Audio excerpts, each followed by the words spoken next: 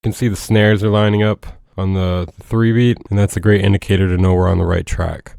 You don't really need to get it 100% perfect with breaks because you kind of want that raw drum groove.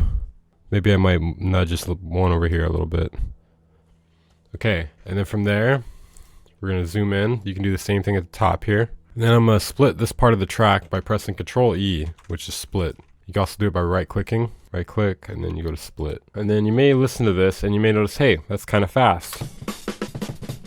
That's too fast to even tell what's going on. I don't like it. Well, over here, there's a little section where you can divide it by 2 or multiply it by 2. We're going to want to divide it by 2. So we click that one, and it'll make the BPM that we're warping it at 93 instead of 46 or whatever it was. Now let's listen to it. We're going to loop that section by moving the loop markers.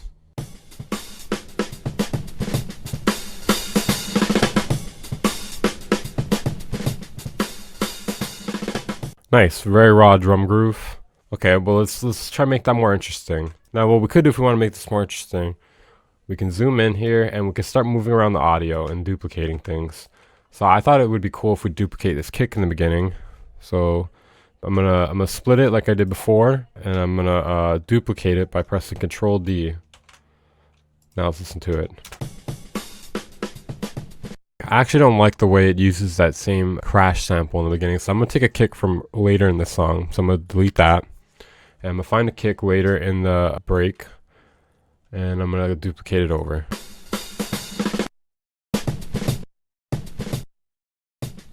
There we go.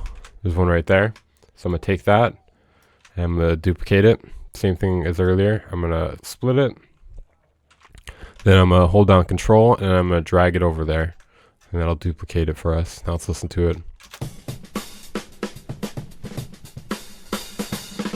I don't like that little fill at the end. Like, it's cool, but, you know, for a 2-bar loop, it's happening too often to loop that. So I'm going to move that loop out here for now. And I'm just going to...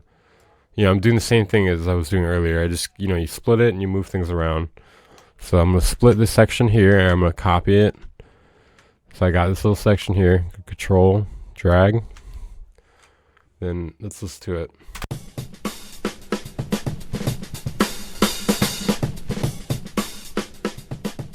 Well, it sounds good, but it's not quite right yet.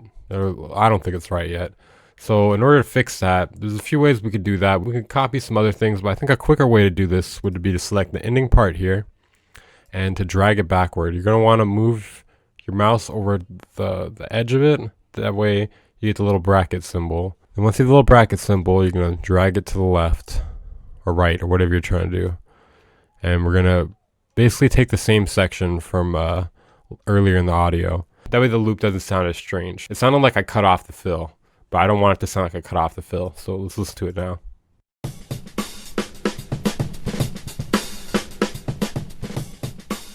I'm still kind of getting that vibe a little bit, unless I maybe duplicate the snare. Sometimes you're going to want to do a little trial and error here.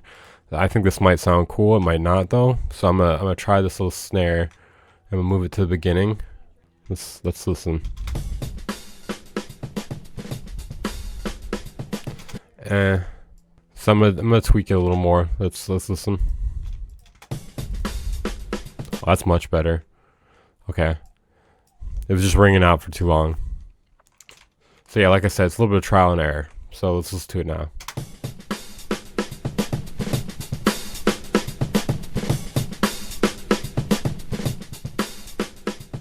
It's perfect.